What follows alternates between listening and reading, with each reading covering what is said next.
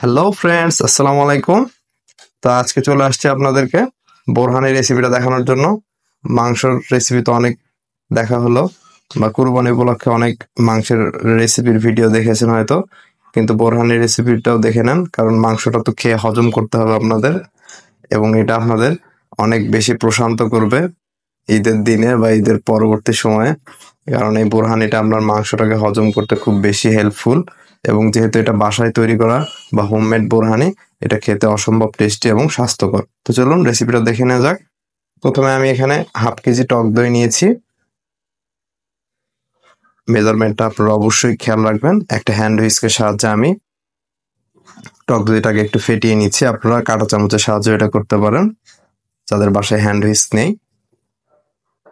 তো খুব ভালোভাবে এটাকে একটু বিট করে নিতে হবে। দিয়ে দিচ্ছি 3 টেবিল চামচ চিনি, আর মেজারমেন্টটাকে অবশ্যই খুব ভালোভাবে খেয়াল করবেন। দিয়ে দিচ্ছি 2 চা চামচের মতো বিট লবণ। সমস্যা নেই, বিট লবণ না থাকলে আপনার নর্মাল খাওয়ার লবণটা ইউজ করবেন। হয়তো রেসিপিতে দেখতেছেন বিট লবণ, আমার বাসায় তো বিট লবণ নেই, অতএব বোরহানি তো বানানো যাবে না, এটা যেন কেউ মনে না করেন। সো এখানে কিনে নিয়েছি কিছু পুদিনা পাতা এবং কিছুটা ধনে পাতা। দিয়ে দিচ্ছি সাদা সরিষা বাটা। সাদা সরিষাটা একটু তেতো কম হয়। আর দিয়ে দিচ্ছি 3-4টে কাঁচামরিচ। দিয়ে দিচ্ছি চাট মশলা 1 চা চামচ এবং 1 চা চামচ কালো গোলমরিচ, আপনারা সাদা গোলমরিচটাও দিতে পারেন। দিয়ে দিচ্ছি পরিমাণ মতো একটু পানি, জাস্ট জিনিসটাকে ব্লেন্ড করার জন্য। আমি এখানে চায়ের কাপে 1-1.5 কাপ পানি দিয়েছি। এখন উপকরণগুলোকে একটু ভালোভাবে ব্লেন্ড করে নিব। ব্লেন্ড করার পর সরাসরি এটা দইয়ের মিশ্রণে ঢালবো না, একটা ছাঁকনির সাহায্যে ছেঁকে আমরা জাস্ট এর যে লিকুইড ফর্মটা রয়েছে সেটা ঢেলে নিব। দেখুন কতটা উচ্ছিষ্ট বের হয়েছে। এখন এই দইয়ের মিশ্রণের সাথে আমাদের এই মিশ্রণটাকে ভালোভাবে মিশিয়ে নিতে হবে হ্যান্ড হুইস্কের সাহায্যে। এখানে কোনো প্রকার ব্লেন্ডার ইউজ করার দরকার নেই। আর লবণ এবং চিনির টেস্টটা এবং ঝালটা, এই তিনটা আপনাদের মুখের স্বাদ অনুযায়ী বাড়িয়ে বা হালকা কমিয়ে নিতে পারেন। আমি দিয়ে দিচ্ছি আরো 1 কাপের মতো পানি।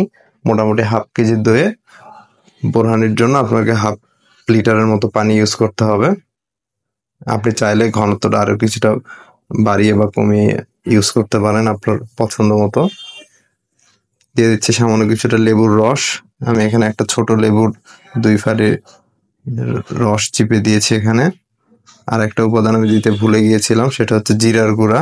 এখন সেটা অ্যাড করে দিলাম। আপনারা জিরার গুঁড়োটা যদি চান ব্লেন্ড করার আগে ওই মশলাগুলোর সাথে দিয়ে নিতে পারেন। আর জিরার গুঁড়োটা যদি একদম মিহি হয় তাহলে এখন দিলেও বা পরে দিলেও সমস্যা নেই। এবং জিরার গুঁড়া, চাট মশলা এগুলো আপনারা পরেও দিতে পারেন, যেরকম ভাবে আমি লবণ এবং চিনিটা দিয়ে নিয়েছিলাম দইয়ের মধ্যে। তো ফ্রেন্ড, দেখলেন তো ঝটপট অল্প সময় তৈরি হয়ে গেল আমাদের হোমমেড বোরহানি। আপনারা চাইলে এটা রেডিমিক্স বোরহানি প্যাকেটের যে মশলা পাওয়া যায় সেটা দিয়েও তৈরি করে নিতে পারেন। তো এই ঈদে আপনার পরিবার পরিজনকে অবশ্যই স্বাস্থ্যকর 1 গ্লাস বোরহানি বানিয়েও খাওয়াবেন আশা করি। আর আমাদের ভিডিওটা ভালো লেগে থাকলে অবশ্যই লাইক, কমেন্ট এবং শেয়ার করে দেবেন আপনার ফ্রেন্ডস আর ফ্যামিলির সাথে। তা আজ এ পর্যন্ত, ভালো থাকবেন। আসসালামু আলাইকুম।